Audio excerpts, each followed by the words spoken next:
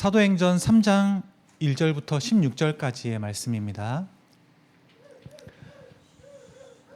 하나님의 말씀 사도행전 3장 1절부터 16절까지의 말씀입니다.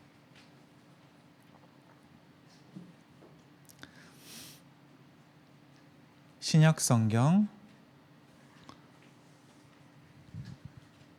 사도행전 3장 1절부터 16절까지의 말씀입니다. 네, 조금 긴 말씀이에요. 우리 한 절씩 교독하고 마지막 절 함께 읽도록 하겠습니다. 제가 먼저 읽겠습니다.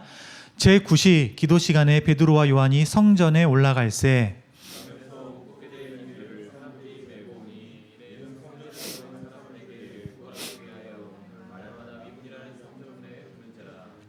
그가 베드로와 요한이 성전에 들어가려 함을 보고 구걸하거늘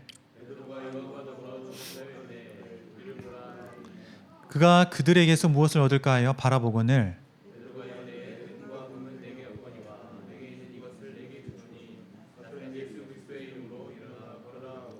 오른손을 잡아 일으키니 발과 발목이 곧 힘을 얻고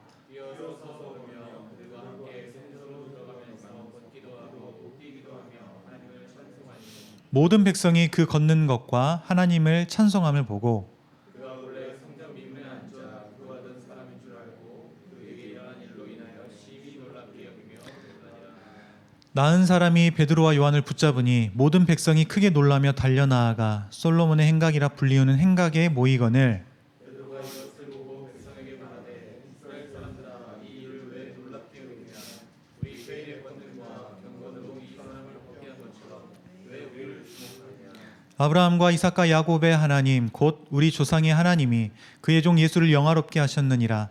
너희가 그를 넘겨주고 빌라도가 놓아주기로 결의한 것을 너희가 그 앞에서 거부하였으니 너희가 거룩하고 의로운 일을 거부하고 너희와 선인한 사람을 놓아주기를 구하여 생명의 주를 죽였도다. 그러나 하나님이 죽은 자 가운데서 그를 살리셨으니 우리가 이 일의 증인이라. 그 이름을 믿음으로 그 이름이 너희가 보고 아는 이 사람을 성하게 하였나니 예수로 말미암아 난 믿음이 너희 모든 사람 앞에서 이같이 완전히 낫게 하였느니라. 아멘. 교회는 예수 그리스도를 믿어 신자가 된 사람들이 모인 공동체입니다. 우리가 이 교회에 대한 정의를 잘 알고 있죠. 성격도 다르고 살아가는 환경도 모양도 다 다릅니다. 그런데 이들에게는 공통 분모가 하나 있으니 그것은 예수 그리스도입니다. 그러니까 교회에서 믿음의 대상인 예수 그리스도를 뺀다라고 한다면 교회는 아무것도 아닌 교회가 아닌 교회가 되는 거겠죠. 이 말을 바꿔서 말하면 어떻게 되냐면 교회에서 가장 중요한 것은 뭐냐? 예수 그리스도다라고 우리가 바꿔서 생각해 볼 수 있습니다. 교회에서 정말 중요한 것 딱 하나만 빼고 다 빼보자라고 할 때 무엇을 남겨야 할까? 다른 게 아니라 예수 그리스도다 이렇게 말할 수 있을 것 같아요. 만약에 이 질문에 대한 답이 예수 그리스도가 아닌 다른 무엇인가가 된다면 우리는 그런 것을 가리켜서 주객전도가 됐다라고 말하면 딱 맞을 것 같습니다. 그런데 이 주객전도의 모습이 종종 보여지는 것 같아요. 어디에서 이런 모습이 많이 보여질까? 예수 그리스도가 아닌 다른 게 예수 그리스도를 차지하고 있는 이 모습들이 도대체 어디서 보여질까? 우리가 잘 아는 신천지, 그렇죠? 신천지, 하나님의 교회, 기독교 복음선교회, JMS죠. 그리고 통일교 이런 곳에서 이런 주객전도가 보여집니다. 신천지는 모르는 사람이 없잖아요. 네, 너무나 이 큰 이슈가 한번 일어나서 이 신천지에 대해서 모르는 사람이 없습니다. 이만희가 보혜사예요. 이만희가 보혜사입니다. 그리고 하나님의 교회는 이 설립자 안상홍이라는 사람이 죽었어요. 죽었는데 재림 예수로 올 거다 이렇게 믿어요. 네, 그래서 이 하나님의 교회가 없어지지가 않아요. 죽었는데, 설립자가 죽었는데. JMS는 정명석을 메시아라고 믿고 있고, 그 다음에 통일교는 문선명이라는 사람이 메시아다 이렇게 주장을 합니다. 우리나라에 엄청나게 많은 메시아들이 있다고 그러죠. 너무나 황당한 주장들인데 이 이단에 빠진 사람들을 보면 그 사람들은 정말 진지해요. 교회에 이름을 붙이고 있어요. 그렇죠? 하나님의 교회다. 뭐 이렇게 예수다. 이렇게 말을 한단 말이에요. 그런데 참된 메시아인 예수 그리스도가 어느 순간 사라져버리고 그 대신에 자기 자신을 자칭 메시아라고 이렇게 말을 하면서 예수 그리스도의 자리에 자신을 올려놓은 거죠. 그들은 예수 그리스도가 아니라 자칭 하나님이자 자칭 메시아인 자신들, 이만희, 정명석, 안상홍, 자신들이 주목받기를 원하고 이를 통해서 금전적인 요구도 하고요. 또 성적인 관계를 요구하기도 하죠. 이게 바로 주객전도가 아닐까. 개신교에서 이단이라고 정해놓은 이단들만 그럴까요? 꼭 그렇지 않다고 저는 생각합니다. 주변에서 정말 흔하게 들려지기도 하고 보여지기도 해요. 교회 안에서 가장 중요한 예수 그리스도의 그 자리에 아주 교묘하게 마치 아닌 것처럼 그렇게 그 자리에 올라가 있는 사람들이 얼마나 많은지 모릅니다. 어느 교회에서는 목사가 그래요. 또 어느 교회에서는 힘 있는 장로가 그 자리에 올라가 있어요. 어떤 교회에서는 담임 목사 동상을 만들었대요.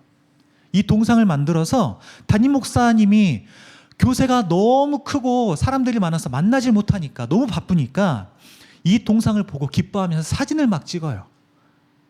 예수 그리스도가 아닌 자신을 주목하게 하는 거죠. 너무나 얼마나 황당한 일인지 모릅니다. 너무 황당하기도 하고 이거를 보는데 너무 화가 나더라고요. 아 진짜 저 동상 가서 부셔버리고 싶다. 막 이런 화가 막 나더라고요. 아 그런가 하면 어떤 사람들은 해외에서 놀라운 기적을 일으키기도 해요. 진짜 기적이 일어나는 것 같아요.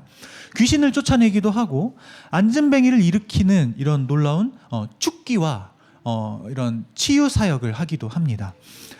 어떤 사람을 통해서 그와 같은 일이 막 눈앞에서 진짜 일어난다고 하면, 많은 군중들 앞에서 이런 사건이 일어난다고 하면 정말 얼마나 놀랍겠어요. 저도 놀랍겠더라고요. 그렇게 예수 그리스도의 이름으로 축기와 치유 사역을 하고 그렇게 예수 그리스도를 높이는 것 같다가, 말로는 예수 그리스도를 높이는 것 같다가 아주 교묘하게 자신을 그 예수 그리스도의 자리에 은근슬쩍 올리는 겁니다. 자신의 이익을 위한 행동을 하기도 하고요.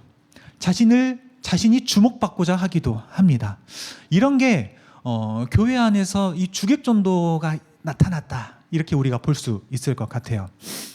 여러분, 제가 서두에 말씀드린 것처럼 교회에서 가장 중요한 것은 무엇이 되어야 하냐? 예수 그리스도입니다. 교회에서는 다른 게 아니라 예수 그리스도만 높아져야 하는 겁니다. 예수 그리스도만이 온전히 높아져야 하는 거예요. 우리는 예수 그리스도 때문에 기뻐해야 하는 거예요. 이 말을 바꿔 말하면 주목의 대상은 오직 예수 그리스도여야 한다라고 우리가 말할 수 있을 것 같아요. 오늘 본문을 통해서 우리가 이것을 조금 더 살펴보면 좋을 것 같아요. 본문 1절에 보면 제9시에 베드로와 요한이 성전에 올라갔다, 이렇게 말합니다. 여기에서 제9시다라고 하니까 9시가 아니라 우리의 시간 개념으로 하면 오후 3시예요. 경건한 유대인들은 하루에 3번 기도를 했다고 합니다. 오전 9시, 그리고 12시, 오후 3시 이렇게 기도를 하러 성전에 올라갔다고 해요. 이게 다니엘서 6장 11절 그리고 9장 21절에 이렇게 나와 있는데, 이것은 물론 율법이 아니에요. 꼭 이렇게 해야 된다라는 것이 아니라 그들의 경건한 유대인들의 경건한 종교적인 관습이었어요. 그래 의례적으로 다들 그렇게 시간이 되면 기도를 하러 올라갔습니다. 이때에는 특히 오후 3시에는 오후 예배 시간이었다고 해요. 그래서 더 많은 사람들이 이 시간만은 빼지 않으려고 오후 3시에 성전을 향해서 가는 거예요. 그게 오늘 말하는 제9시인 거죠. 그래서 3시에 성전에 많은 사람들이 기도하러 올라가는 겁니다. 베드로와 요한도 이 시간에 맞춰서 성전으로 지금 올라가고 있어요. 그런데 2절에 보면 안진뱅이가 등장을 해요. 안진뱅이. 성경은 이 안진뱅이를 가리켜서 나면서 못 걷게 된 사람이다, 이렇게 기록하고 있습니다. 그러니까 이 사람은 지금 태어나면서부터 한 번도 걷지 못했어요. 태어나면서부터 우리가 돌 되기 전에 이렇게 돌 전후로 걷잖아요. 그런데 태어나면서부터 한 번도 못 걸은 사람이 안진뱅이가 지금 등장합니다. 사도행전 3장인데 4장에 가면 이 사람에 대해서 말하기를 40살이 넘었다 이렇게 돼요. 그러니까 40살이 되기까지 태어나면서부터 한 번도 못 걸은 사람이에요. 이 안진뱅이가 날마다 미문이라는 성전문에 그곳을 지나는 사람들의 미문이라는 곳에 앉아서 그곳을 지나는 사람들에게 구걸을 합니다.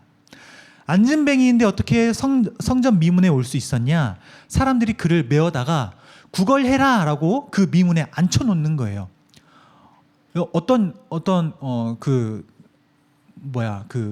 밥을 못 먹으니까 이렇게 구걸을 하라고 하는 거죠. 왜 하필 성전문에 데려다 놓을까요? 왜? 아까 제가 말했지만 유대인들이 가장 많이 출입하는 시간이에요. 출입하는 곳이에요. 하루에 3번 그곳을 지나잖아요. 그리고 생각해보면 유대인들은 어떤 생각을 가지고 있었냐면 이웃을 구제하는 일이 정말 하나님께서 볼 때 기뻐하시는 일이다 이렇게 생각을 하고 있었단 말이에요. 특별히 성전으로 올라가는 길이에요. 하나님께 기도하는 길이에요. 그러니까 하나님께 기도하러 나가기 전에 이 불쌍한 사람이 앉아서 구걸하고 있으니 이 사람을 내가 구제해야겠다라는 마음이 있었을 거 아니에요. 그러면 하나님께서 상을 주시겠거니 하는 생각도 있었단 말입니다.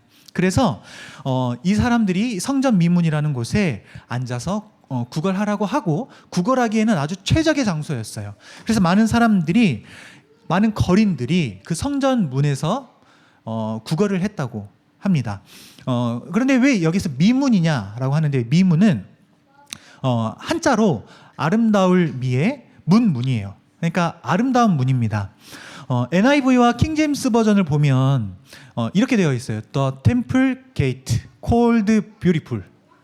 The Temple Gate called beautiful. 그러니까 beautiful이라고 불리우는 문이에요. beautiful이라고 불리는 성전 문입니다.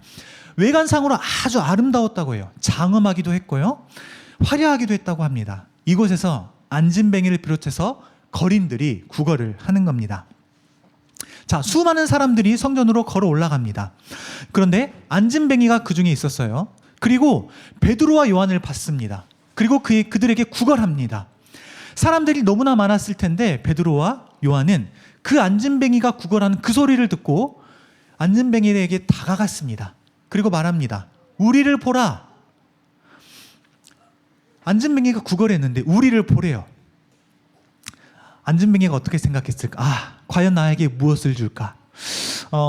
금을 줄까? 금이 아니면 은이라도 줄까? 이런 기대를 했지 않았을까요?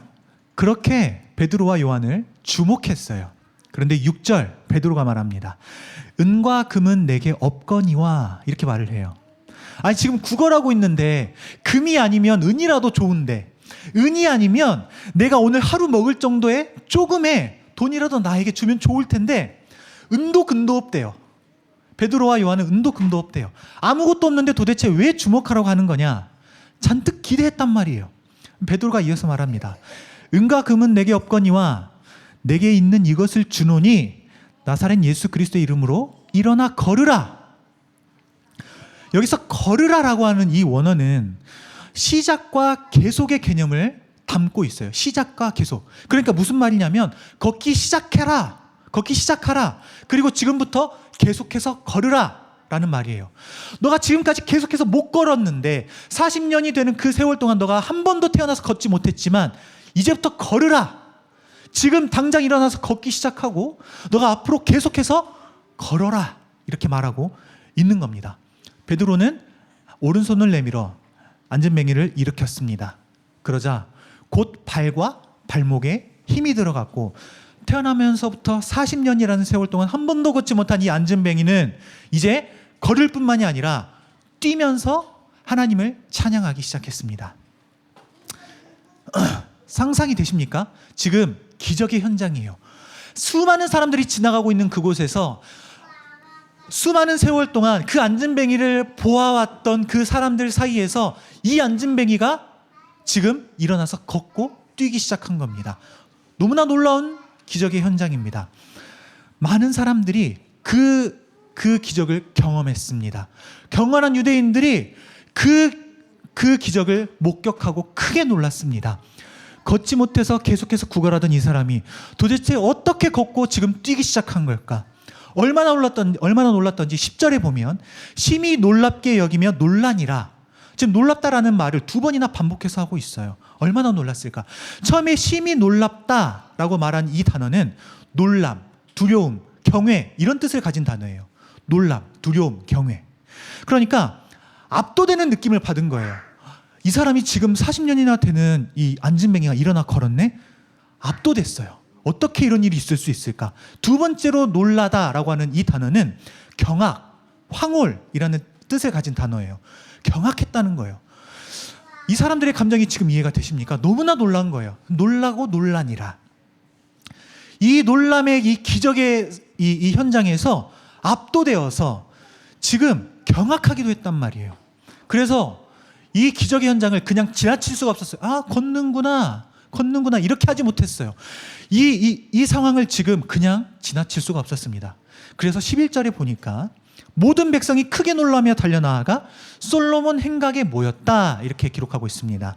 솔로몬 행각은 어디냐면 당시에 교사들이 자유롭게 강론하는 곳이었어요. 그곳에 사람들을 많이 모이면 그곳에서 강론도 하기도 했고요. 초대 교인들은 그곳에서 집회를 하는 집회 장소이기도 했다고 합니다. 그리고 요한복음 10장에 보면 예수님도 이곳에서 설교를 하셨던 곳이에요. 이 솔로몬 행각에 많은 사람들이 이 기적을 목격하고 지금 그곳에 모인 겁니다. 그리고 40년간 걷지 못했던 그 안진뱅이를 일으킨 베드로와 요한을 지금 주목했습니다. 솔로몬 행각이 모아서 베드로와 요한을 주목했어요. 여러분 어떻습니까? 베드로와 요한. 놀라운 기적의 현장에서 그 기적의 중심에 선 베드로와 요한입니다.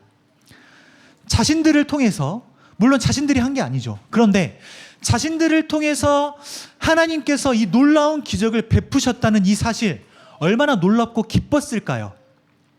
은과 금은 내게 없거니와 내게 있는 이것을 내게 주노니 나사렛 예수 그리스도의 이름으로 일어나 걸으라. 만약에 이 말을 했는데, 그런데 아무 일도 일어나지 않았다면 얼마나 민망하고 부끄러웠을까요?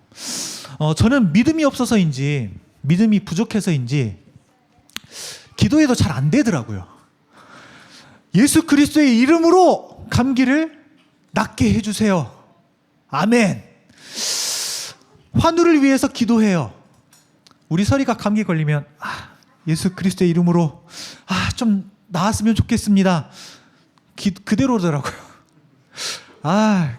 근데 베드로와 요한은 40년이 넘도록 안진뱅이로 살아온 자를 일으켜 세웠을 뿐만이 아니라 즉시로 걷기도 하고 뛰게 하기도 하는 그 기적의 중심에 있었단 말입니다.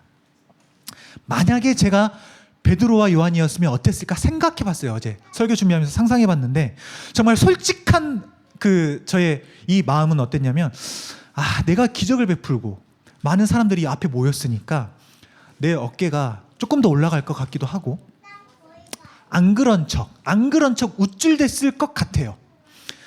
나 이 정도야. 봤지? 하나님이 나 이렇게 사용하신다? 내가 사도야. 나 이 정도다?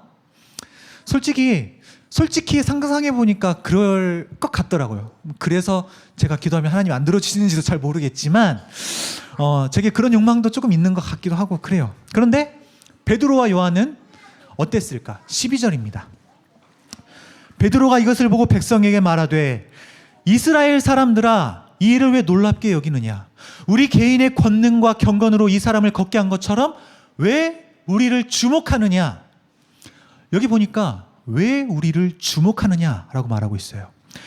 베드로와 요한은 이 기적을 통해서 어깨가 0.1cm도 올라가지 않았고 우쭐댄 것 같지도 않아요.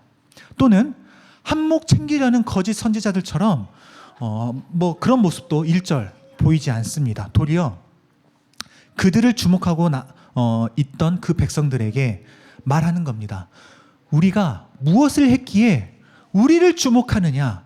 우리의 권능과 경건이 이 사람을 걷게 한 게 아니란 말이다. 지금 이렇게 말하고 있는 거예요. 그리고 베드로가 무엇을 하냐면 13절부터 16절에 이르기까지 그 기적을 가능케 하신 예수 그리스도를 증거하고 있어요. 복음을 전하고 있단 말이에요. 유대인들에 의해 십자가에 못 박혀 죽으신 예수 그리스도, 예수 그리스도를 십자가에 못 박았으나 여전히 경건의 모습을 띄었다고 생각하고 기도하러 성전에 올라가는 그들을 향해서 베드로와 요한은 지금 그 기적을 가능케 하신 예수 그리스도, 그 복음을 지금 전하고 있단 말입니다. 나면서부터 40년이 넘는 세월 동안 앉은뱅이로 살아온 그를 일으켜 세웠던 베드로와 요한은 이 기적을 통해서 예수 그리스도를 전하고자 외치고 있단 말이에요. 그들에게 있어서 기적의 목적은 무엇이었냐? 예수 그리스도였단 말이에요. 그들에게 있어서 기적은 예수 그리스도를 전하는 수단이 되었단 말이에요. 우리가 흔히 말하는 은사자들이 있습니다. 그들이 쉽게 넘어지는 부분이 뭐냐면, 아까도 제가 말했지만 어느 순간 예수 그리스도를 은근히 뒤로 빼버리고 내가 높아지는 거예요. 내가 주목의 대상이 되는 거예요. 베드로와 요한은 그러지 않았잖아요. 우리의 주목의 대상이 누구여야만 할까요? 정답이 하나입니다. 예수 그리스도인 거예요. 오직 우리의 모든 부분들을 통해서, 우리의 모든 삶을 통해서 예수 그리스도가 드러나야 하는 거예요. 왜? 교회는 그런 존재예요. 교회는 원래 그런 존재란 말입니다. 우리의 상황이 좋을 때도 예수 그리스도가 드러나야 하고, 우리의 상황이 몹시 안 좋을 그때에도 우리를 통하여서 주목되어야 할 분은 오직 예수 그리스도란 말이에요. 여러분, 성경은 언제나 예수 그리스도를 향합니다. 구약 성경이 향하는 것이 뭔 줄 알아요? 예수 그리스도예요. 구약 성경은 어디로 향하냐면 예수 그리스도로 향해요. 신약 성경은 어디로 향한 줄 아십니까? 예수 그리스도를 향합니다. 그런데 우리가 흔히 성경을 읽으면서 하는 실수가 있어요. 뭐냐면 예수 그리스도를 주목하지 않고 다른 것을 주목하는 거예요. 성경은, 구약 성경은, 신약 성경은 철저하게 예수 그리스도를 주목하고 있는데 우리는 자꾸만 다른 것을 주목해요. 예수 그리스도를 뺄 때가 참 많이 있단 말이에요. 성경은 위인전이 아닙니다. 그런데 자꾸 위인전처럼 생각을 해요. 그래서 어떻게 생각하냐면 아브라함과 요셉과 다윗, 솔로몬, 다니엘, 이런 인물들이 등장할 때 그 인물들을 주목하는 거예요. 아브라함은 이삭을 바칠 정도로 믿음이 참 대단했어. 나도 아브라함 같으면 좋겠다. 아브라함 진짜 위대한 인물이야. 아브라함은 믿음의 조상이잖아. 아브라함 진짜 위대해. 요셉은 인생을 역전한 사람이야. 노예에서 시작을 했는데 그는 차근차근 올라가더니 이제 한 나라의 총리가 됐어. 나도 지금은 비록 이 모양이지만 나도 요셉과 같이 총리가 되면 참 좋을 것 같아. 요셉 정말 대단한 인물이지 않아? 다윗은 유일하게 하나님의 마음에 합한 자래. 그런 평가를 받았는데 나도 다윗처럼 하나님의 마음에 합한 자로 평가받으면 좋을 것 같아. 나도 다윗과 같으면 좋겠어. 다윗 정말 위대한 인물이지. 솔로몬 지혜가 어마어마했대. 모든 나라의 사람들이 다 와서 솔로몬의 지혜를 보고 감탄했대. 나도 그런 지혜가 있으면 좋겠어. 나도 지혜의 사람이 되면 좋겠어. 솔로몬에게 주목하죠. 다니엘, 지혜와 총명이 뛰어났다고 성경은 기록하고 있고 포로로 끌려갔어요. 포로인데 한 나라의 총리가 됐어요. 시기하는 관리들의 그 모함을 받아서 사자굴에 던져졌지만 하나님이 구원해 주셨다더라. 나도 다니엘처럼 지혜와 총명이 뛰어나면 좋겠고 극한의 상황에서 하나님이 구원을 좀 경험하면 좋겠는데 나도 다니엘 같으면 좋겠어. 맞는 말이에요. 성경이 하는 말이에요. 다 맞는 말인데 성경이 지금 주목하는 대상은 아브라함, 요셉, 다윗, 솔로몬, 다니엘 아니란 말이에요. 그들과 같으면 좋겠어요. 좋겠는데 그들을 주목하고 있지 않단 말이에요. 성경은 그들을 주목하라고 하지 않고 그들을 가능케 하신 예수 그리스도를 주목하라 이렇게 말하고 있다는 거예요. 다르고 달라요. 한 끗 차이예요. 무엇을 주목하는가? 우리가 무엇을 주목해야 하는가? 무엇을 주목하십니까? 그들을 통해서 성경이 말하고자 하는 것은 예수 그리스도인데 왜 자꾸 우리는 다른 것에 시선을 빼앗기냐는 거예요. 그들을 통해서 성경이 말하고자 하는 것은 예수 그리스도라는 겁니다. 만약에 그들을 주목한다면 아마 그들이 오늘 본문에서 말하는 것처럼 이렇게 말할 거예요. 왜 이 일을 놀랍게 여기느냐? 왜 우리를 주목하느냐? 우리를 주목하지 말고 예수 그리스도를 주목하라. 나를 주목하지 말고 예수 그리스도를 주목해야 한다. 여러분, 우리가 주목해야 할 대상은 예수 그리스도입니다. 누군가 우리를 주목하는 그때 그때가 예수 그리스도를 전해야 한 때입니다. 여러분 연기 대상 많이 보죠. 많이 보면 그런 배우들이 있어요. 저는 그런 배우들 볼 때마다 약간 뭉클하더라고요. 범죄도시 있잖아요. 범죄도시 보면 그 진성규가 2022년에 그 뭐 연기 우수상을 받았다고 하더라고요. 근데 수상 소감을 딱 하면서 그렇게 딱 말을 하는 거예요. 이 영광을 먼저 하나님께 돌리겠습니다. 감사합니다. 너무나 주목받는 자리잖아요. 너무나 주목받는 자리. 연기를 너무나 잘해서 주목받았어요. 근데 이 영광을 먼저 하나님께 돌린대요. 그러니까 다 나를 주목하고 있는 그때 이 사람을 뭘 하냐면 하나님께 영광을 돌리는 거예요. 예수 그리스도를 믿어 신자가 되었잖아요. 그러니까 나로 통해서 주목받아야 할 대상은 누구냐면 예수 그리스도란 말이에요. 또 허준호라는 사람 너무나 유명한 배우잖아요. 그런데 이 사람도 똑같아요. 하나님께 먼저 영광을 돌립니다. 오늘도 이렇게 기적을 베풀어 주시네요. 주목해야 할 대상이 누구인가? 그들을 통해서 자신이 높아지는 것이 아니라 오직 그리스도만 높아지기를 원하며 이런 수상소감을 한 게 아니었을까. 말씀을 정리합니다. 이런 말이 있습니다. 호랑이는 죽어서 가죽을 남기고 사람은 죽어서 뭘 남겨요? 이름을 남겨요. 이름을 남깁니다. 여러분 이름 남기고 싶으세요? 이름 남기고 싶으세요? 저는 이렇게 좀 바꾸면 좋을 것 같아요. 호랑이는 죽어서 가죽을 남기고 신자는 그리스도를 남긴다. 예수 그리스도의 이름을 남긴다. 우리가 잘 될 때도 예수 그리스도의 그 이름을 드러내면 좋겠고요. 우리가 힘들고 어려울 그때에도 예수 그리스도의 이름을 드러내면 좋겠어요. 너무나 잘 되는 이 순간에 나를 주목하는 그때에 내가 아닌 그리스도가 나로 통하여 높아지는 그 삶을 우리가 살아가면 좋겠고요. 내가 너무나 힘들어하는 그때에 저 사람은 저렇게 힘들어도 그리스도를 믿기 때문에 저렇게 살아가는구나 라고 하면서 예수 그리스도의 그 이름을 드러내면 좋겠어요. 이것이 신자의 삶이 아닐까요? 예수 그리스도의 그 이름을 남기는 그런 신자가 되는 사람이 되기를 우리가 바라는 소망이 우리의 소망이 되면 좋을 것 같아요. 오직 예수 그리스도를 주목할 뿐만 아니라 우리의 모든 삶을 통하여 주변의 모든 사람들에게 예수 그리스도를 주목하게 할 수 있는 그런 사람으로 살아가기를, 그런 우리 더복 공동체 되기를 예수 그리스도의 이름으로 간절히 축복합니다. 우리 시간 함께 기도하겠습니다.